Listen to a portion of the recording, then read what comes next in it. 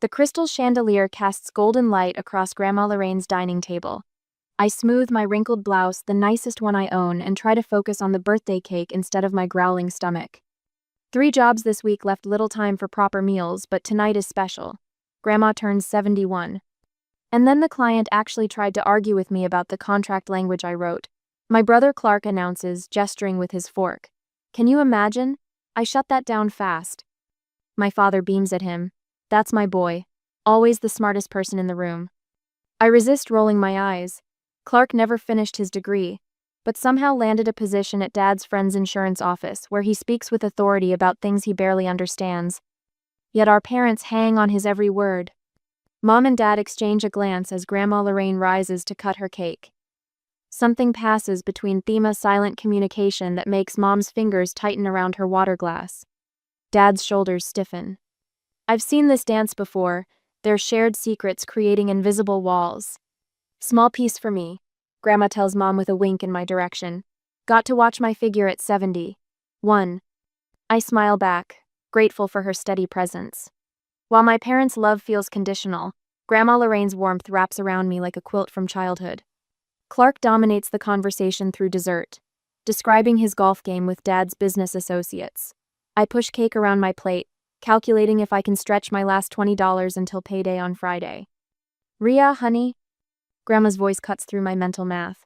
I meant to ask you, is the $1,200 I send you every month still enough for your expenses? College costs keep rising, and I worry. My coffee cup freezes halfway to my lips. The dining room plunges into silence so complete I hear the grandfather clock ticking in the hallway. What money, Grandma?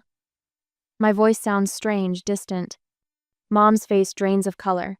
Dad suddenly finds something fascinating about the ceiling molding. Clark becomes intensely interested in folding his napkin into smaller and smaller squares. Grandma Lorraine looks from me to my parents, confusion creasing her forehead. The monthly allowance I've been sending for the past 2 years. For your education and living expenses. The cake turns to cement in my stomach. I haven't received any money from you, Grandma. Lorraine's expression hardens as understanding dawns. Her hand reaches for mine across the table. Richard? Diana? Would you care to explain? Mom clears her throat. Mother, perhaps we should discuss this privately. No, Grandma's voice cuts like steel. I think Rhea deserves to hear this. Dad shifts in his chair. We've been temporarily borrowing the funds, just until we get back on our feet. Borrowing. The word tastes bitter on my tongue. For how long? Mom stares at her plate. The full 2 years. 24 months. $1,200 each month. The numbers spiral through my mind like falling dominoes. $28,800. You've taken nearly $30,000 meant for me? My voice cracks. While I've been working 3 jobs, skipping meals? The memory hits me with physical force last winter, huddled in my unheated apartment, eating day-old bakery scraps my boss let me take home, choosing between textbooks and winter boots. The shame of borrowing $300 from my roommate Talia for a laptop when mine died mid-semester. Clark had some gambling debts, Mom whispers. We couldn't let him face those consequences. The room tilts slightly. Clark, always Clark. You've managed fine without it, Dad says, waving his hand dismissively. Built some character. Character. As if my hunger was character development in their family drama. You've managed fine without it, I repeat slowly. While I ate expired food, while I worked until 2 a.m. before exams. Clark needed emergency help, Mom interjects. His situation was different. I think of my swollen feet after double shifts. The nights I cried from exhaustion. The scholarship I lost when my grades slipped because I couldn't stay awake to study. While I was skipping meals? The words emerge stronger now, my voice finding its foundation. Grandma Lorraine covers my hand with hers. Her fingers feel warm, solid. I had no idea, sweet girl. No idea at all. Something shifts inside me, a tectonic plate moving after years of pressure. I meet my father's eyes without flinching. For the first time, I see not the towering figure of my childhood, but a man who failed the most basic parental duty, protecting his child. I trusted you, I tell them, surprised by the steadiness in my voice. Both of you. The walls of excuses they've built begin to crumble under the weight of this simple truth. Grandma's hand squeezes mine in solidarity. I straighten my shoulders and feel something unfamiliar bloom in my chest, not just anger or hurt, but a quiet, unshakable certainty. They've made their choice, again and again. Now I'll make mine. Next morning, the sunlight streams through Grandma Lorraine's study windows, casting golden rectangles across the polished oak floor. I perch on the edge of a leather chair, my hands wrapped around a mug of coffee that's more for comfort than caffeine. Family photographs line the walls, younger versions of us smiling at birthday parties and holiday gatherings. The images feel like artifacts from another family entirely. I never imagined they would do this. Grandma Lorraine pulls open her desk drawer and removes a thick manila folder. Her silver hair catches the light as she shakes her head. But the evidence is undeniable. She spreads bank statements across the desk. Red circles mark withdrawals dating back 5 years. The numbers blur before my eyes, but the total hits me with physical force. $90,000? My voice cracks. That's impossible. Your college fund. Grandma's fingers trace the paper. I established it when you were born. Your parents were trustees, but the money was legally yours at 18. I think of the scholarship I lost last semester when my grades slipped. The student loans accumulating interest. The nights I fell asleep at my laptop, too exhausted to finish assignments. But what about Clark's college fund? I ask. Grandma's expression hardens. Clark never attended college, Rhea. Not one class. The room tilts slightly. But he talked about his business courses. Dad bragged about his grades. Fabrications. She slides another document forward, a credit card statement with charges from casinos, online gambling sites, luxury purchases. This is where your education money went. My brother's voice echoes in my memory. Had to drop that economics class. Too basic for someone with my experience. The casual lies, told so smoothly I never questioned them. I've changed my will this morning with my lawyer. Grandma says, her voice steady. And I've arranged for direct monthly payments to you, $1,600. The money will go straight to your account. They'll be furious. My stomach clenches. Grandma reaches across the desk, covering my hand with hers. Let them be. I nod slightly, thinking of what approach to take next, as I will fight them till the end. Later that day, the guest room is cool and quiet as evening shadows lengthen across the walls. I sink onto the bed, bone-tired yet restless. 3 missed calls from Mom illuminate my phone screen. I silence it and slide open the nightstand drawer, looking for a pen. Something plastic clatters against wood. An old smartphone, Mom's previous model before she upgraded last Christmas. The weight of it feels strangely significant in my palm. On impulse, I press the power button, surprised when the screen glows to life. No password protection. Typical. I scroll through her text messages, not sure what I'm looking for until I find it, a conversation with Dad from last January. Richard. Lorraine called asking why Rhea's thanking her for money she never received. Diana. What did you tell her? Richard. That Rhea must be confused. I reminded her about her memory issues. Diana. Good. Let Rhea think Grandma broke her promise. She'll toughen up. Richard. Exactly. Clark needs this breathing room to get back on his feet. Diana. Rhea will be fine. She's always been the responsible one. The phone grows heavy in my hand. My hardship wasn't circumstantial, it was engineered. They watched me struggle, knowing they caused it. They saw me skip meals, work until exhaustion, and chose to let it continue. She'll toughen up. As if my hunger was character development in their twisted family drama, I went to the bathroom as I suddenly could not breathe anymore. The bathroom mirror reflects a stranger, eyes ringed with shadows, cheekbones too prominent from months of irregular meals. I gripped the sink edge, memories flooding back with brutal clarity. Memory flashbacks to December, last year, standing in the campus bookstore, calculating which textbooks I could afford, choosing between course materials and winter boots. The shame burning in my chest when I finally asked Talia for a loan. I need $300 for a laptop, I'd whispered, unable to meet her eyes. Mine died and I can't complete assignments without it. The contrast slices through Mimi desperation against Clark's protection, my struggle against his comfort.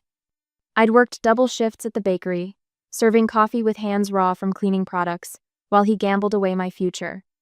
Tears blur my vision, but something else rises beneath the pain, a hot, clarifying anger that burns away confusion. For the first time, I see my parents' actions without the filter of childhood loyalty. I splash cold water on my face and watch the droplets trail down my skin. Something has shifted inside me, a permanent fault line separating before from after. That's when I get the idea to call my friend Talia for help. For an hour, I am talking to Talia, explaining everything. They let you think she had broken her promise? Talia's voice through the phone carries the perfect balance of outrage and support. That's beyond messed up, Ria. I curl into the window seat, watching darkness settle over Grandma's garden. I still can't believe it was intentional. Believe it, Talia says firmly, and know you deserve better. Grandma knocks softly before entering with a steaming mug of tea. She holds up a document with official letterhead. My lawyer will handle everything. The first transfer will complete tomorrow. A notification chimes on my phone, a bank alert. Funds received. $1,600. The number glows on the screen, representing not just money but something far more valuable: freedom from desperation, security, breathing room. After Talia and I hang up, I find a small notebook in my backpack. The pages are thin and cheap, but they hold my first list of boundaries. Simple statements written in blue ink. I will not accept lies. I will not protect those who harm me. I will not carry shame that isn't mine. I will not sacrifice my future for others' comfort. I close the notebook and place it on the nightstand. For the first time in 2 years, I slide under the covers without calculating tomorrow's work hours or worrying about upcoming bills.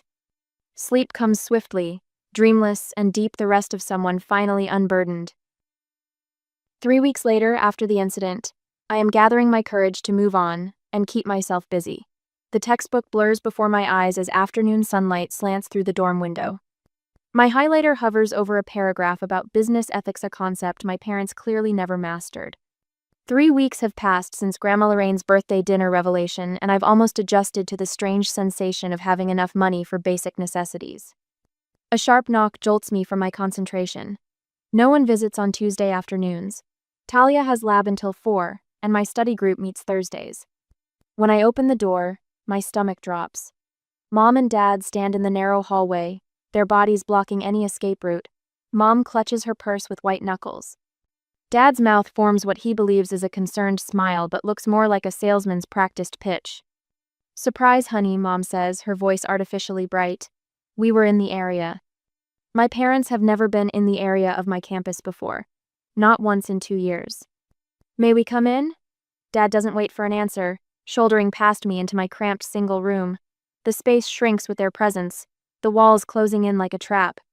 Mom perches on my unmade bed while Dad examines my desk, picking up my calculator as if assessing its value. My shoulders straighten instinctively. 2 years ago, I would have hunched inward, made myself smaller to accommodate their intrusion. What do you want? The directness of my question surprises even me. They exchange a glance. The same silent communication I witnessed at Grandma's dinner table. We're worried about your grandmother, Dad begins, replacing my calculator with careful precision. She's been making some concerning decisions lately. Lorraine isn't herself, Mom adds, patting the bed beside her, an invitation to join their conspiracy. The doctor mentioned early signs of diminished capacity last year. The lie lands between us, bold and transparent. Grandma Lorraine, who solves the New York Times crossword in ink and manages her own investment portfolio, has never shown a single sign of mental decline. This rift in the family is breaking her heart, Mom continues, dabbing at dry eyes. Family should stick together, especially now. What do you really want? I remain standing, arms folded across my chest. Dad sighs heavily, abandoning the concerned act. She's changed her will, cut us out completely. And Clark, Mom adds quickly. Your brother needs help. His gambling debts have become serious. Men have threatened him, Ria. The familiar pattern emerges. Clark's problems always supersede mine.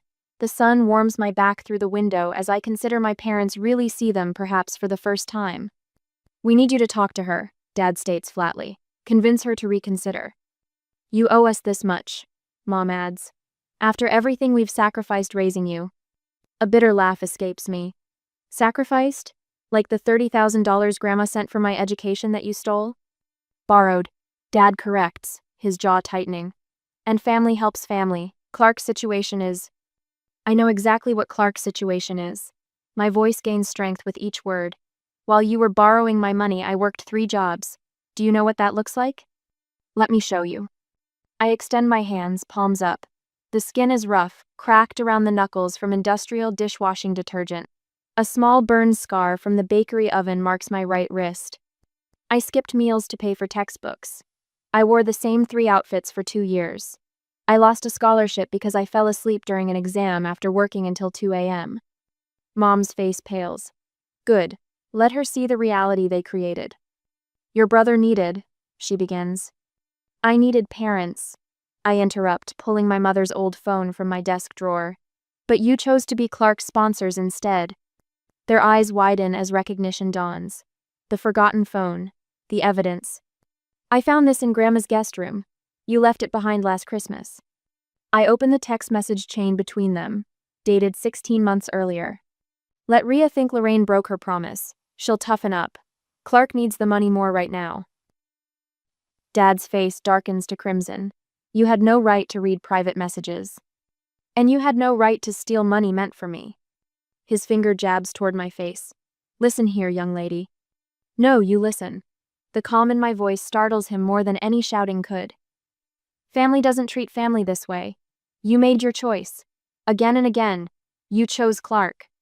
That's your right as parents. But now I'm making my choice. Mom starts to cry, her shoulders shaking. Not the calculated tears of manipulation, but something genuine breaking through. If you want any relationship with me going forward, there are conditions. I take a deep breath. First, acknowledge what you did without excuses. Second, family counseling all of us. Third, you repay every cent you took from me, even if it takes years. Dad's laugh holds no humor. You don't dictate terms to us. We're your parents. Parents protect their children. All their children. I move toward the door, opening it wide. This conversation is over. Please leave. You ungrateful little dad starts. Richard. Mom's hand on his arm stops whatever venom was coming next. Her eyes meet mine, something like recognition flickering there. We should go. They file past me. Dad's anger radiating like heat, Mom's perfume lingering in the stale dorm air. The door closes with a soft click that echoes with finality. I expect tears or shaking or some physical manifestation of the confrontation. Instead, a peculiar calmness settles over me. I straighten my textbooks, smooth my bedspread where Mom sat, and return to my studies. An hour later, Talia bursts in with her usual whirlwind energy, tossing her backpack onto her bed. Sorry I'm late. Lab ran. She stops, studying my face. What happened? You look different. My parents stopped by. I close my textbook. Oh God, are you okay? She drops beside me, ready for damage control. I smile a real smile, not the tight-lipped version I've perfected over years of hiding pain. I actually am. I told them to leave. Set conditions for having any relationship with me going forward. Talia's eyes widen. Holy shit, Rhea. That's huge. She grins suddenly. This calls for celebration. Pizza? My treat. Later, sprawled across our beds with a cheap pepperoni pizza between us, I described the confrontation. With each detail shared, my shoulders relax further, as if shedding an invisible weight I've carried for years. That night, I sleep straight through until morning 8 uninterrupted hours without waking to anxiety or hunger or worry. The first peaceful night in 2 years. 3 weeks later, I will face new challenges, but I will be ready. The afternoon sun streams through the library windows, casting golden rectangles across my textbook. For once, the words don't swim before my exhausted eyes. 3 weeks have passed since the showdown in my dorm room, and small miracles bloom around me like spring flowers after a harsh winter. I flip to the next page of my marketing textbook purchased new instead of borrowed from the reserve desk. The fresh paper smell mingles with library dust and someone's coffee. My stomach doesn't growl as I inhale. Real meals, 3 times daily, have become my strange new normal. Excuse me, are you Rhea Kavanaugh? I look up to find Professor Winters standing beside my study carrel, a folder tucked under her arm. Her silver-framed glasses catch the light. Yes, that's me. Your analysis in yesterday's discussion was impressive. She taps the folder. I have a research assistant position opening next month. 20 hours weekly, flexible schedule. Would you be interested? My pen freezes above my notes. Just last semester, I'd watched classmates secure coveted positions while I rushed between jobs, too exhausted to apply. I would, actually. The words emerge with surprising confidence. I've dropped my night job, so my schedule has some breathing room now. Professor Winters nods, slides a card across the table. Email me your transcript. We'll talk details next week. As she walks away, I touch the embossed lettering on her card. Another small miracle I can actually accept. My phone vibrates. Mother's fourth voicemail this week. I silence it without checking, no longer feeling the immediate stomach clench her calls once triggered. The countless messages follow a pattern now. Concern about my irrational behavior, followed by thinly veiled guilt trips about family loyalty. I pull out my planner and cross off another item. Financial aid, office health insurance options. The meeting had gone better than expected. You'd qualify for the university plan, the counselor had told me. Coverage starts next month. My father's email threat to remove me from their insurance had lost its power. The bakery schedule for weekend shifts sits in my planner, the only job I kept. Not from necessity, but because I genuinely enjoy the work. The scent of sourdough, the quiet hours before sunrise, the satisfaction of creating something with my hands. Mr. Sullivan even bumped my pay after I cut back my hours. Quality over quantity, he'd said, patting my shoulder. A text chimes from Talia. They called my phone again. Want me to block them too? Please, I respond. Flying monkeys everywhere this week. Aunt Patricia had called yesterday. Cousin Michael the day before. Always the same script concern about the misunderstanding with my parents. Grandma Lorraine's legal letter establishing boundaries hadn't stopped their campaign, but it had given me solid ground to stand on. I pull out a letter from my backpack, the carefully worded email I'd sent to extended family last week, printed and read so many times the creases are starting to tear. Not an accusation, but a simple statement of facts. No embellishments needed when the truth is damning enough. Most had stopped calling after that. The silence feels like victory. My gaze drifts to the library window. Students cross the quad, their laughter carrying faintly through the glass. Last semester, I would have watched them with hollow envy, their carefree existence so different from my desperate scramble to survive. The worn spiral notebook beside my textbook holds my weekly budget. Black numbers instead of red. Enough for rent, food, books, even a small emergency fund growing by the week. The sensation still startles me, this absence of constant financial panic. I stretch my shoulders, feeling muscles that no longer ache from double shifts. My body is remembering how to exist without constant exhaustion. My last biology test came back with an A, the first since freshman year. My phone lights up again. Not my mother this time. Clark. I stare at my brother's name on the screen, my finger hovering over the decline button. We haven't spoken since Grandma's birthday dinner. Part of me expects another attack, another attempt to pull me back into their reality. But something makes me answer. Hello? My voice sounds wary even to my own ears. Ria. His voice sounds different, steadier, lacking the slick confidence that once coated his words like oil. It's me. I know who it is, Clark. I gather my books, moving toward the library's quiet zone where my conversation won't disturb others. I'm calling from Pinewood Recovery Center. A pause. I've been here for 2 weeks. The unexpected words stop me mid-step. Rehab? Yeah. He takes an audible breath. I'm doing a step where I make amends. But this isn't about checking boxes, Ria. I need to say this. I lean against the wall, bracing myself for manipulation disguised as apology. I knew about the money, Clark says. All of it. I knew they were taking what Grandma sent for you. His voice cracks slightly. I watched you work yourself sick while I gambled away thousands. I didn't stop them. I didn't help you. The simple admission hits harder than any elaborate apology could. No excuses, no expectations. I don't expect forgiveness, he continues into my silence. I just needed you to hear that I know what I did, what we all did to you. For the first time in years, I hear my actual brother, not the golden child, not the entitled man-child, but Clark. Fallible, damaged Clark. Thank you for telling me, I finally say, surprising myself with how steady my voice sounds. Perhaps the biggest miracle isn't the money or the rest or even the improved grades. It's this. Standing firmly in my truth while feeling the ground beneath me, solid and sure. 2 days later, I am meeting my brother. The coffee shop window frames the October mountains like a postcard. I check my watch again 10 minutes early. My stomach knots as I rehearse what I'll say when Clark arrives. 3 months since Grandma's birthday dinner feels both forever and yesterday. The bell above the door chimes. I look up. For a moment, I don't recognize him. Gone is the bloated face and bloodshot eyes. This Clark stands taller, his shoulders squared beneath a simple gray sweater rather than his usual designer labels. His hands, once constantly fidgeting, rest steady at his sides. Rhea. He hesitates at my table. Thank you for meeting me. I gesture to the empty chair, not trusting my voice yet. The wooden seat scrapes against the floor as he sits. You look different, I say finally. A small smile touches his mouth. 92 days sober. He drums his fingers once on the table, then stills them. They say the body starts healing faster than the mind. The waitress arrives with my black coffee. Clark orders herbal tea, another surprise. When we're alone again, he pulls a worn leather notebook from his pocket and places it between us. I've been working on my 4th step, making a fearless moral inventory.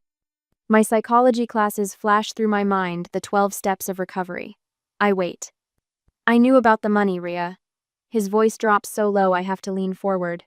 From the beginning, I knew Dad was taking what Grandma sent for you. The confirmation hits harder than I expected. Somehow, hearing it from him makes the betrayal solid, undeniable. It started small, Clark continues, eyes on his notebook. 5 years ago, I lost $200 on a football game. Dad covered it, told me not to worry. By last year, I was $12,000 in debt to people who don't send polite collection notices. I watch his hands steady but white-knuckled now. When Grandma started sending your monthly allowance, Dad suggested borrowing from it temporarily. Just once, he said. Clark finally meets my eyes. I didn't object. I was afraid of the people I owed money to, and I was afraid of disappointing him even more. Outside, fallen leaves skitter across the sidewalk. A child laughs somewhere down the street. Why are you telling me this? I ask. Because you deserve the truth. And because I'm not asking for forgiveness. He opens the notebook, revealing neat columns of figures. This is everything. Dates, amounts, where the money went. My therapist says I can't make proper amends without full disclosure. The pages blur before me. $28,000. My college fund. My food. My heat in winter. Mom and Dad. My voice cracks. They refuse to see any of this as wrong, don't they? Clark closes the notebook. They declined family counseling. Said they'd handled enough family drama with my rehab. He rubs his temple. My therapist explained it. They created this whole system where I was simultaneously the golden child and the eternal screw-up. You were the responsible one who needed nothing. I needed parents, I whisper. I know, his voice breaks. We both did, just in different ways. Sunlight shifts through the window, painting golden rectangles on our table. An old Willie Nelson song plays softly through the cafe speakers, reminding me of rides in Grandma's car. They've asked me to fix things with you, Clark says. To bring you back into the fold, their words. I straighten. And? I told them no. He looks up, something new in his eyes. I told them I wouldn't be their messenger anymore, that what they did was unforgivable. The unexpected alliance catches me off guard. My throat tightens. I don't know if I can forgive you, I say honestly, but I respect what you're doing now. Clark nods, accepting this. I understand. I wrap my hands around my coffee cup, drawing warmth from the ceramic. I have conditions, for any relationship with them. Real therapy, not just one session for show. Actual accountability. They won't do it, Clark says softly. Not now, anyway. Then I can't have them in my life. The words fall like stones, heavy but necessary. And any relationship with you depends on your continued recovery. That's fair. He closes the notebook. More than fair. We sit in silence for a long moment. Not comfortable, but not hostile either. Something new taking shape between us, fragile as a soap bubble, but real. You remind me of Grandma, Clark says suddenly. She visited me in rehab last week. Same steel spine. A smile touches my lips. Highest compliment you could give me. When we leave the coffee shop an hour later, Clark doesn't hug me or make promises about the future. Instead, he says something that stays with me long after. We were both damaged by different sides of the same coin. I watch him walk away, his posture straight in a way I've never seen before. For the first time, I see him not as the favored son or the family disaster, but as another survivor of our parents' broken love. The mountains stand sentinel against the autumn sky as I turn toward campus, each step feeling somehow lighter than before, and I will finally find my peace again in 6 months. The spring sunshine bathes the quad in golden light as I cross campus toward the library. Textbooks no longer weigh down my shoulders like concrete blocks, partly because I can finally afford the digital versions, but mostly because I stand taller these days. Professor Henley waves from the steps of the science hall. "Ria, just reviewed your research analysis. Exceptional work. I'd like to expand your position next semester if you're interested." 6 months ago, I would have stammered through my response. Today, I meet her eyes directly. "I'd love that opportunity. Thank you." She smiles, tapping her folder. "Your perspective on community banking practices is refreshing. Have you considered applying for the Wilcox Fellowship?" The fellowship, a prestigious summer opportunity I'd never dreamed of pursuing. Now the possibility unfurls before me like an invitation. "I'll submit my application next week," I tell her, warmth spreading through my chest as she nods approvingly. Inside my bag, my phone buzzes with a text from Talia. "Miami pics uploaded. Still can't believe we pulled it off." The memory brings an involuntary smile. 4 days of sunshine, our first real vacation. Nothing extravagant, a budget motel room shared with 2 other girls. Street food instead of restaurants, but the freedom of those days still lingers in my bones. The sensation of sand between my toes, laughter bubbling up from some long untapped spring inside me, sleeping past sunrise simply because I could. I find an empty bench beneath a sprawling oak tree and pull out my planner. The pages no longer contain desperate calculations stretching every dollar. Instead, they hold possibility. Study sessions, research deadlines, weekend shifts at the bakery I now keep, because I enjoy the work and the people. The scent of fresh bread still brings comfort, but no longer represents survival. My phone rings. Grandma Lorraine's name lights up the screen. "How's my favorite academic superstar?" Her voice carries the smile I can't see. "Just got offered an expanded research position." I tell her, unable to keep the pride from my voice. That doesn't surprise me one bit. Something rustles in the background. She's probably working in her garden. "Did you see the campus housing application I emailed? For you and Talia next year?" "Filled it out this morning. 2-bedroom with a real kitchen. The prospect still feels miraculous." "Wonderful." A pause. "I've booked my flight for graduation weekend. Too early, I know, but hotel rooms fill up fast. This is new for both of us, planning futures instead of managing crises." I close my eyes against unexpected tears. "I'd like to take you to dinner," she continues. "Celebrate that Dean's List achievement properly. My counselor calls it building new associations, replacing memories of family gatherings fraught with tension with healthier experiences. One meal, one conversation, one accomplishment at a time." After we hang up, I find the envelope tucked between textbook pages, Mother's handwriting, the letter I've carried for 3 days without opening. No urgency presses on me now, no desperate need to please. No fear of rejection. Just a quiet acknowledgement that whatever words wait inside cannot define me. I slip it back unopened. Perhaps tomorrow, perhaps next week. Their timeline no longer dictates mine. As afternoon slides toward evening, I walk toward the library. The path mirrors one I took countless times last year. Same bricks, same century-old buildings, but the woman walking feels reborn. In the window's reflection, I catch a glimpse of myself. Shoulders squared, chin lifted, eyes clear. The last golden light of day brushes campus with warmth. For the first time in years, I feel it reach all the way inside Minot, just touching my skin but illuminating something essential that was always there, waiting to be recognized. I am more than what was done to me. I am what I choose to become.